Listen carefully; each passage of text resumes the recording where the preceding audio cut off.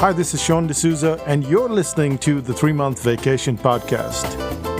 This podcast isn't some magic trick about how to work less. Instead, it's about how to really enjoy the work that you do and to enjoy your vacation time.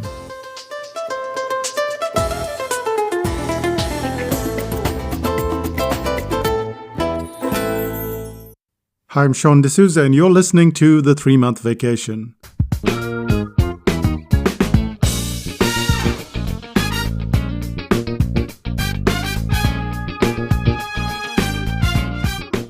This is episode number 138, and it's part 2 of how to validate your idea. Now in 137, we looked at how to validate your idea. We started out with how to distinguish between your own voice of fear and the voice of reason. And then we went on to how to validate your idea, and we looked at 2 parts. And the parts were just how you can create your own product, your own service, and then link it to an existing problem. And we also looked at the power of peers, the people that are in your own industry and how they help most of all. In this episode, we look at analysis paralysis and how we can get over that, or at least the tips on how to get over it. So here we go, episode number 138.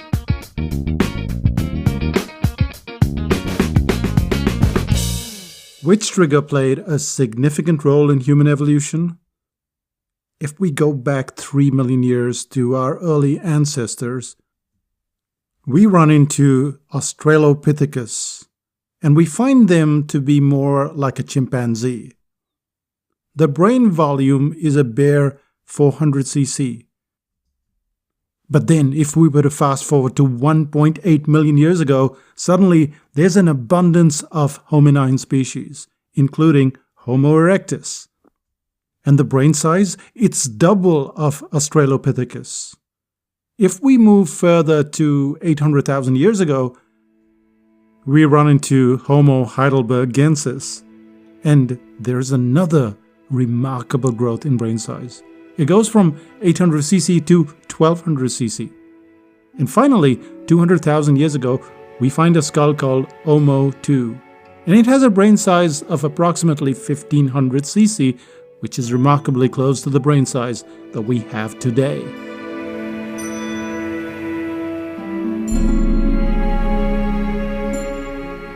But what caused those changes in brain sizes? Every one of those brain sizes, those changes, they occurred when the Earth was at its most elliptical, and the climate was horribly harsh and changing.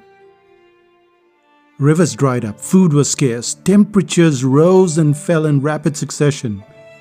Human evolution is considered to have a direct line to volatile do-or-die situations. Good times, on the other hand, don't seem to lend themselves to rapid change. Think about your situation on a daily basis. As long as you have enough food in the pantry, it seems perfectly reasonable to lounge on the sofa. The moment you're out of food, there is no analysis paralysis. In fact, even dwindling supplies causes you to act with increasing focus and rapidity. While there may be many reasons why we get into a rut of analysis paralysis, the biggest reason for the rut is excess. So what does this excess look like in real life? Let's say you walked into an ice cream parlor and you have to choose between 2 flavors, mango and strawberry.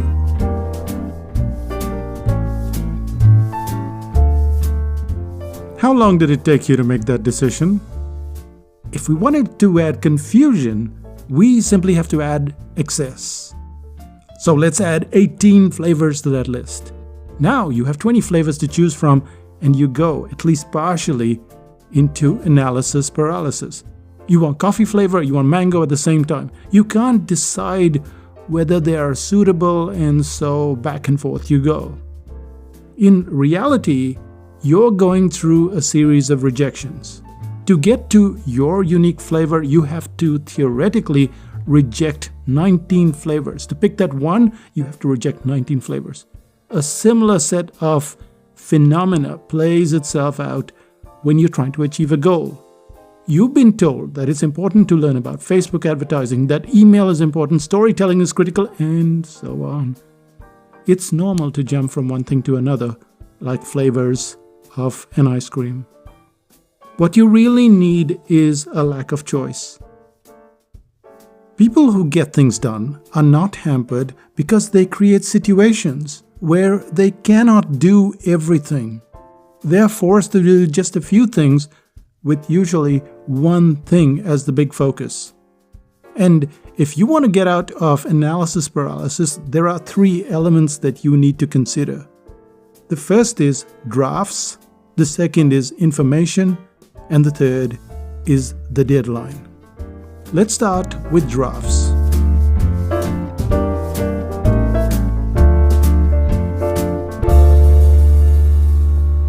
Michael Lewis is a relatively unknown name as authors go, but his projects, they're well known because his projects are quickly transformed into Hollywood blockbusters. Moneyball, The Big Short, The Blind Side, these are reasonably well-known movies.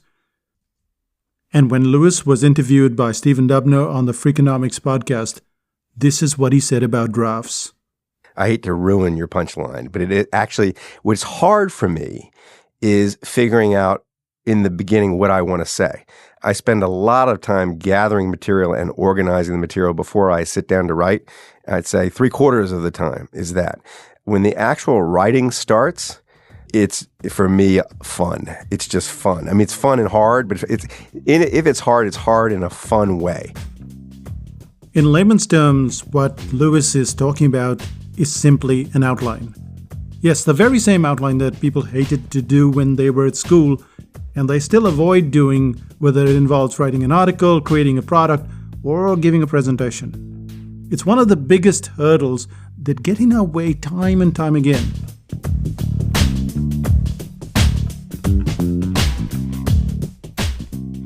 An outline has stages of clarification. When we first begin the draft, we are grasping at straws. With every following outline, the brain has a chance of getting a greater level of clarity. 3, 4, 6, 8. It doesn't matter how many drafts you create, as long as you create drafts. Now, when you're talking about analysis paralysis, drafts don't seem to make any sense. So let's take an analogy like a grocery list. Because once we have that grocery list, we have an easier time understanding the concept. So let's say you show up at the market randomly and you end up buying stuff that you don't need or don't want, and then you're confused what you want to buy. But let's say you did a little prep work, and that prep work, your grocery list, it goes a long way. But a grocery list is pretty simple, and when you look at an article or a project or a book, now there's so much more complexity there, and it's so easy to merrily walk into these projects without going through a bunch of drafts. J.K. Rowling, who wrote Harry Potter, she had zillions of drafts. Michael Lewis pretty much works that way, going forward with the drafts. Pixar, Disney, every animation company will create storyboard after storyboard. The reason why professionals work their way through drafts is for one simple reason. When you start a project, your brain has a random set of ideas. It's very easy to get stuck, and no one, not you or me, likes being in that situation.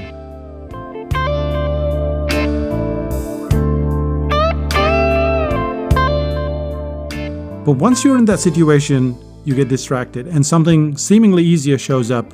And of course, you take that, but now we have a situation of analysis paralysis. So you have to go with these drafts up to a deadline, of course, and then you get to the project itself. And drafts are only one of the elements that we have to deal with when working on a project. The second big thing is the lack of information. So let's look at the lack of information, shall we? Let's see how it plays a role in analysis paralysis.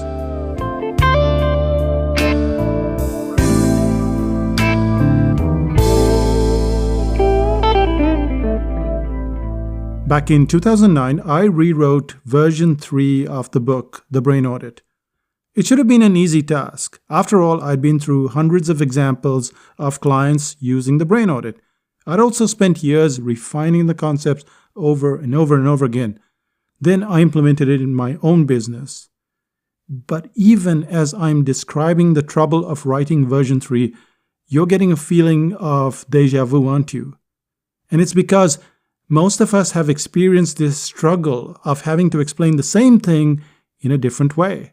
We know too much. We have the curse of knowledge, and it slows us down considerably.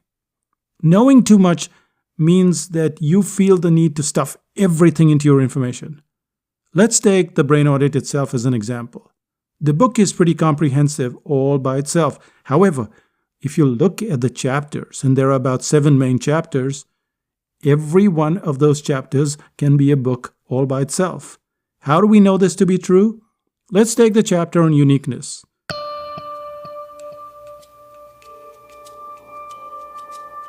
Now, we've conducted a 3-day workshop on uniqueness alone, and it has its own separate audio and its own separate notes.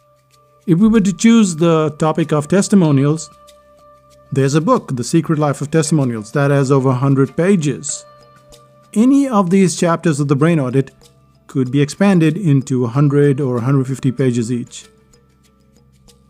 This book, The Brain Audit, could easily become a 1,000-page book. As a writer, there's too much information. There's too much information floating in your head. If you were to take any topic, such as photography or gardening or computers, you'd find that it's very hard to nail it down. Even an esoteric topic, like for instance, I remember taking on a topic like feedback. Now, that's pretty esoteric, and that generated well over 10 chapters. The more info product you have in your head, the more you're going to get derailed, which is why it's a good practice to write down all your ideas and then just choose 3 of them. Which 3? It doesn't matter. Any 3 will do. Any 3 will connect. All of the 3 are valuable to clients, but more importantly for you as the creator.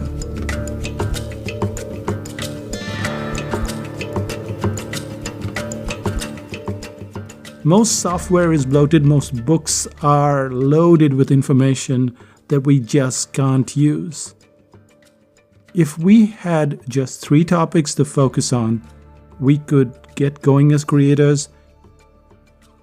However, this is for the person who's well down the road. What if you're just starting out?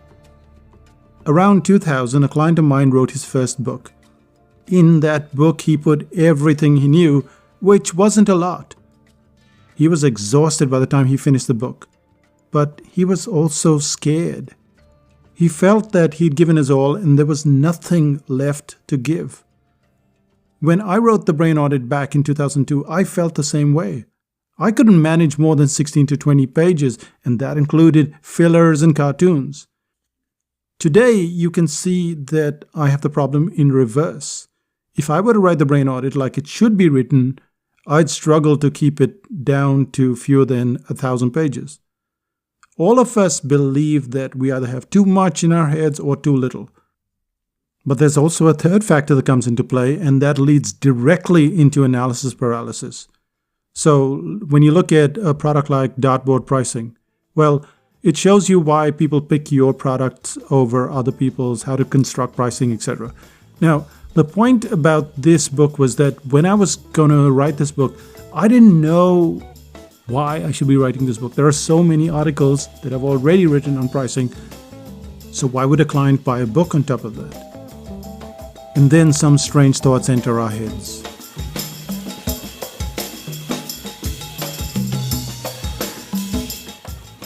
We feel we've already told the story, that we've already written enough articles about it, that another book or another course on that topic will not make a difference. And incredibly, it does make a massive difference. I could sell the dartboard pricing series as it is. I'd do a webinar series and clients would still sign up. I could do a workshop in a city and people would still sign up. How do we know this to be true? because when I was presenting the brain audit workshop in Washington, D.C. for the first time, and this was many years ago, I was going through the same fear-ridden routine. Most of the attendees in the room had not only read the brain audit, but they had version 1, version 2, and version 3. So what else could I bring to the table? But there's always a new angle, there are new examples, there are new insights that you, as a creator, don't even realize you're putting forth when you're speaking or when you're communicating. Even if you've published a lot of the information before, the audience receives it from a completely different angle.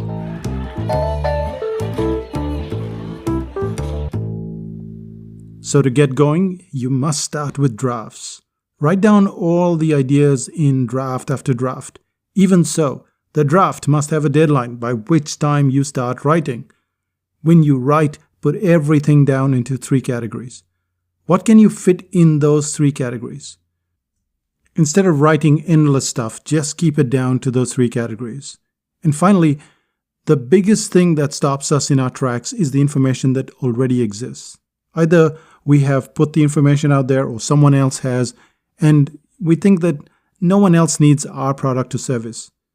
As alluring as this fact may appear to us, it is patently false. There are many ways to present the very same information, the very same product, the very same service, and clients want that product, that service from you. But even if you were to conquer that fear of drafts and get over the hurdles of information, we still have one more hurdle, one more bridge to conquer, and that is the concept of deadlines. So let's look at why external deadlines reduce paralysis analysis.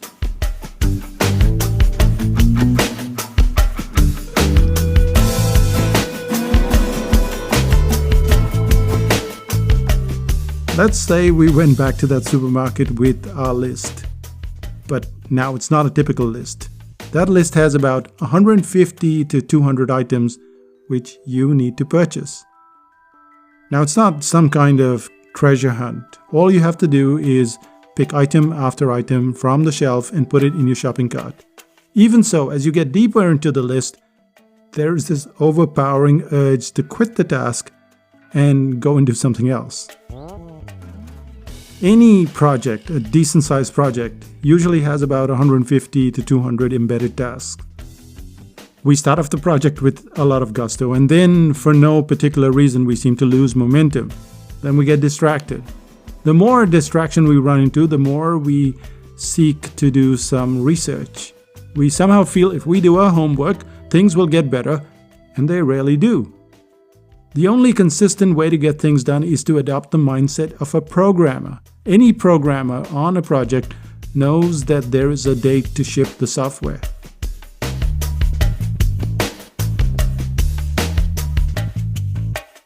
Will the software have bugs? Almost certainly it will have a fair number of bugs. A programmer has very little choice.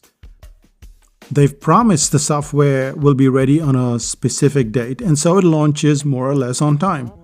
But this deadline isn't restricted to programmers alone. You get to your destination because planes and trains and buses, they're mostly on a non-negotiable deadline. The Olympics don't start 1 week late, they start on time. And even those 200 things you had to get off the shelves needed to be put there by someone who was following an external plan. If you make internal plans, paralysis analysis is the default setting. When I first started writing articles for Psychotactics, I hated writing with a passion. It would take me 2 days and involve so much time, so much energy, and yet I do it because I'd promised that I'd deliver the article on a twice-monthly basis, and so I had to finish the job. I'd battle through the process, hating every fifth word with passion, but the job would get done. Almost all of us start off on a project with a lot of excitement, and then we struggle to get to the finish line. When we have nothing to lose, we fill our days with something else. The only way anything can get done is to have this external deadline in place. Most of the time, it should involve a cash transaction. When you sell a course, you have to show up and conduct the course. When you promise to deliver software, you'd better be shipping on the day itself, or clients will be on your tail.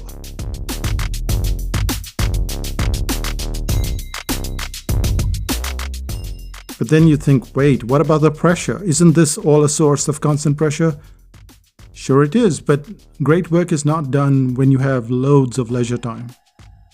The advice that is being given to you isn't particularly new. You already know that a project is going to have 200 subtasks. You have to work out the tasks, and you have to go at it with gusto. You also know that if you keep the project to yourself, nothing is going to happen. Very few people have the ability to finish anything if there isn't a fixed deadline. Very few people will do anything if there isn't a penalty to get the job done. And whatever you're shipping is going to have bugs. You can fix those bugs later. There's just one tiny note left.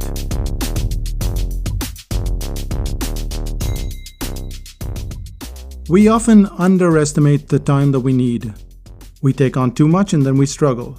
Over the years, I've had to learn that making space is an important part of getting things done. If you're constantly battling all sorts of deadlines, you're running out of energy on a monumental scale. Without space, you have no recovery period. So what I do is I create space, and then I set an external deadline. And that's how things get done. Is this too simple? Well, here's a sobering parting thought. Michelangelo didn't want to paint the Sistine Chapel. Leonardo da Vinci didn't want to finish the Last Supper. They were made to do it. That's why we have these works of art. That's why you have to create your work of art. Now get out there. Get out of that analysis paralysis, get 70% done, and get the job finished. But we're not done with the podcast yet. There's a little epilogue, and it's the Segway syndrome.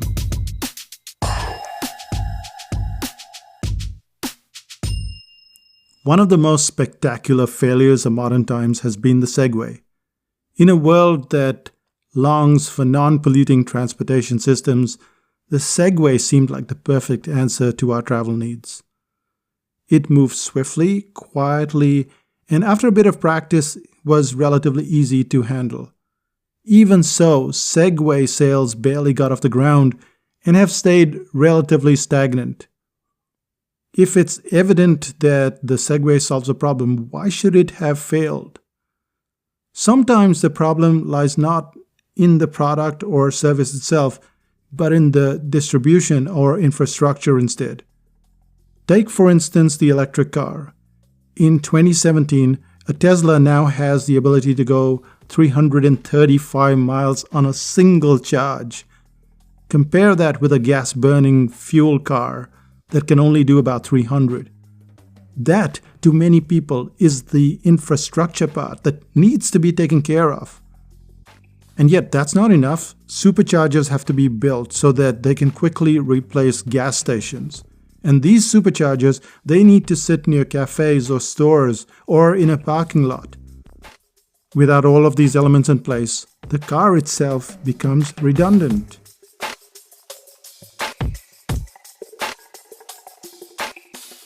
The Segway struggled for many reasons, including its high price. However, even if you did own a Segway, you couldn't use it on the road, you couldn't use it on the pavement. Without setting all the infrastructure and paperwork in place, it was doomed to failure. And this brings us to an important point, creating a factor of destruction.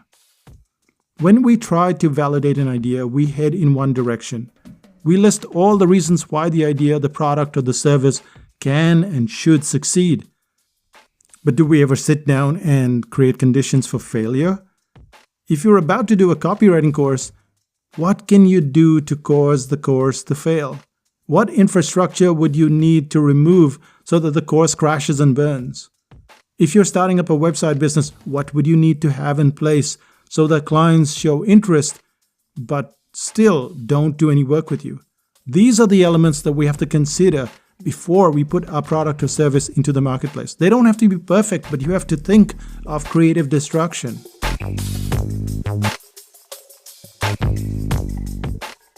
And that's because ideas are super fragile. The creator of the product or service may waffle between fear and reason, when in fact, everyone who launches a product is fearful. Everyone, without exception, feels the same uncertainty. Then we have the issue of validating the product, validating the service. And for most of us, it's impossible. However, your fellow creators, your peers, they can help you. They can give you this powerful form of feedback. And later, when the product launches, clients will tell you what you need to fix. Instead of pretending that the problem doesn't exist, we need to roll up our sleeves. We need to fix the problems. Finally, there's the issue of analysis and yes, paralysis. Those that do endless research and wait for the right moment almost always fail. Instead, you'll need to set yourself a deadline. You'll need to get your product or service into the market, and you'll need to fix the glitches later. Pre-selling the product or service ensures that you keep to the deadline and you don't wait forever. The great works of genius in science and maths and language and arts, they're not fully formed when they come out. They're mostly half-baked and they got better as they went along. You may decide to start later when things are perfect. But it's a decision, and it's a decision that almost never has a good ending.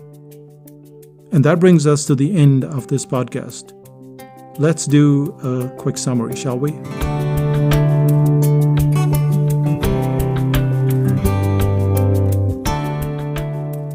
Imagine if you invented a set of tires and they were ridiculed. They were called pudding tires. Would you go ahead? Now you can because of the information that we've covered so far. So what did we cover? We covered 3 things. How to distinguish between your own voice of fear and the voice of reason. And the voice of fear is always looking at the big picture, how everything unfolds. And the voice of reason is looking at the road ahead. It has a fuzzy understanding of the endpoint, but it's always looking at the road ahead. Then it comes to validating your idea. Now, when you validate your idea, you go to your peers or you just create a product and make sure that a problem already exists. That problem doesn't have to be connected to your product itself. So in The Secret Life of Testimonials, the problem is about getting better clients. No connection, but it fits. In the article writing course, it's about how to get clients to call you, and that's how you write articles. No connection, but it fits. So that's how you can create something that you want and then get it to fit. And finally, we looked at analysis-paralysis. Start with drafts, get going, sell in advance, and just ship the product. And fix it later. And that brings us to the end of this podcast.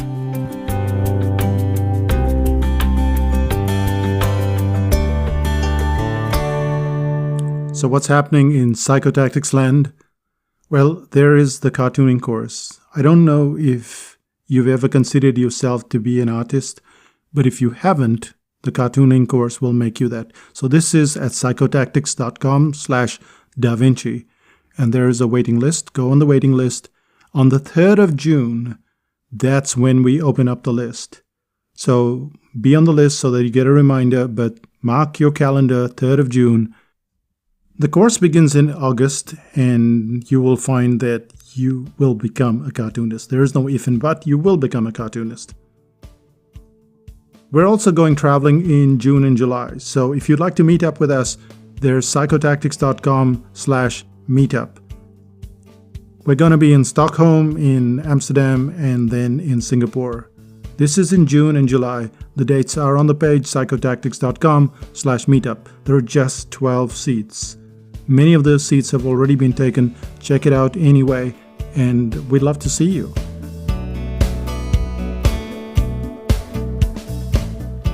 And even if you can't make the meetup there, you can always meet us in 5000 BC. Now, 5000 BC is a membership site like no other. For one, I'm there all the time, except when I'm on vacation. So 9 months, I'm there all the time, 10, 20 times a day. But we have all of these absolutely great members. We call them cavers. We have this forum, and it's a place for introverts. It's a place where you can ask questions, where you feel safe. It's not one of those places where you promote stuff and do all that kind of stuff. There is an enormous amount of information, but all that information is not pertinent until you can put it to your own business. So whether you're starting up a new business, you don't have an idea, you don't know how to validate that idea. Well, this all happens in 5000 BC. You ask a question, you get a whole bunch of answers. You get articles in response to that answer. If you've been hesitating so far, well, join 5000 BC, and that's how you can get your project going. You get your project going in a space that's safe, but also challenging. That's me, Sean D'Souza, saying bye for now. Bye-bye.